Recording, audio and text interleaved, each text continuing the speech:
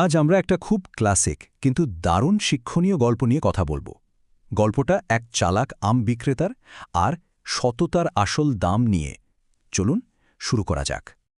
আচ্ছা, একটা প্রশ্ন দিয়ে শুরু করি। চালাকি করে কি সারা জীবন পার পাওয়া যায়? বলুন তো। ঠিক এই প্রশ্নটাই কিন্তু আজকের গল্পের একেবারে মূলে রয়েছে। তো গল্পের প্রথম পর্বে আমরা দেখব আমাদের মূল চরিত্রকে আর তার পাতার সেই চালাকির ফাঁদটা। গল্পটা রামপুর গ্রামের। সেখানে রমেশ নামে এক আমওয়ালা ছিল। লোকটা তার চালাকির জন্যে বেশ নাম ডাকছিল আর কি। এমনভাবে লোক ঠকাতো যে টেরি পাওয়া যেত না। আর তার দোকানে ভিড় জমার কারণ? আরে, সে এক দারুণ অফার দিত। ভাবুন তো, 2 কেজি আম কিনলে 1 কেজি একদম ফ্রি। এই অফার শুনে কে আর নিজেকে সামলাতে পারে বলুন? সবাই তো হুমড়ি খেয়ে পড়ত। আচ্ছা, এবার দেখুন আসল খেলাটা কোথায়। তার এই চালাকির প্ল্যানটা ছিল 3 ধাপের। স্টেপ 1, ওই লোভনীয় অফারটা দিয়ে সবাইকে আগে দোকানে টানা। স্টেপ 2, এরপর সবার অলক্ষ্যে ভালো আমের সাথে পচা পোকাধরা আম মিশিয়ে দেওয়া।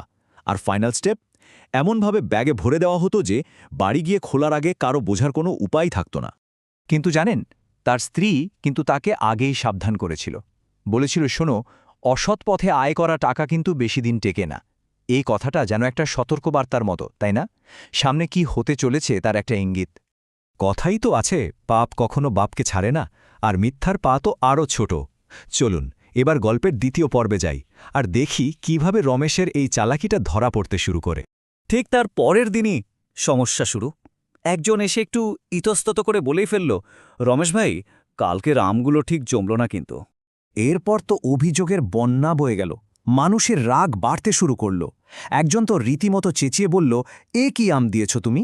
বাড়িতে পোকা গিজগিজ করছে। 3 কেজির মধ্যে বড়জোর 5-6টা আম ভালো বেরোল। ব্যাস, আর যাই কোথায়, মুহূর্তের মধ্যে ভিড় জমে গেল। ক্ষুব্ধ জনতা একজোট হয়ে তাদের টাকা ফেরত চাইতে লাগল। চারিদিক থেকে তখন একটাই আওয়াজ, আমাদের টাকা ফেরত দাও, এক্ষুনি টাকা ফেরত চাই। পরিস্থিতি যখন একদম হাতের বাইরে, তখন ডাক পড়ল গ্রামের মোড়লের। গল্পের তৃতীয় পর্বে এবার আমরা দেখব কিভাবে সত্যের বিচার হয়। তো এই ঝগড়াঝাটি মেটাতে আসলেন গ্রামের মোড়ল। তিনি খুব সম্মানীয় একজন মানুষ, সবাই তার কথা মানে। তিনি এবার বিচারকের আসনে। মোড়ল এসে প্রথমেই বললেন রমেশের সব আম বের করতে। আর যা দেখা গেল তা তো একেবারে পরিষ্কার। একদিকে ভালো আমের একটা ছোট্ট ঢিবি, আর আরেকদিকে পচা আমের বিশাল এক স্তূপ, প্রায় অর্ধেকিত পচা। রমেশের চালাকির একেবারে হাতে নাতে প্রমাণ। প্রমাণ তো পাওয়াই গেল, এখন পালা শাস্তির। চলুন দেখি রমেশের ভুলের কি পরিণতি হল আর সে কিভাবে নিজেকে শোধরানোর সুযোগ পেল।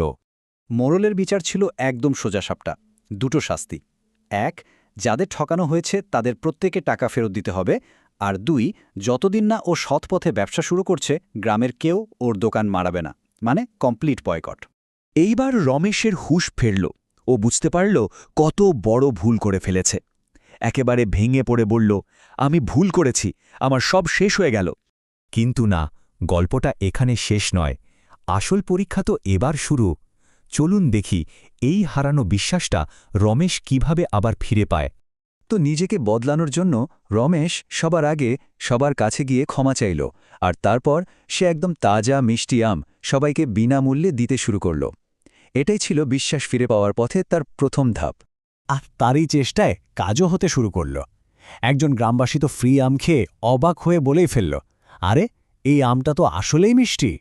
তাহলে এই পুরো গল্পটা থেকে আমরা কি শিখলাম? এটাই যে চালাকি করে হয়তো কিছুদিনের জন্য লাভ করা যায়, কিন্তু দিনের শেষে সততার কোনো বিকল্প নেই। বিশ্বাসটাই সবচেয়ে বড় মূলধন, আর সত্যের জয় কিন্তু হবে। শেষে এসে একটা প্রশ্ন মাথায় ঘুরছে। আজকের দিনে যেখানে চারদিকে এত শর্টকাটের হাতছানি, সেখানে একটু দীর্ঘ হলেও সৎপথে চলার আসল মূল্যটা ঠিক কি? একবার ভেবে দেখার মতো, তাই না?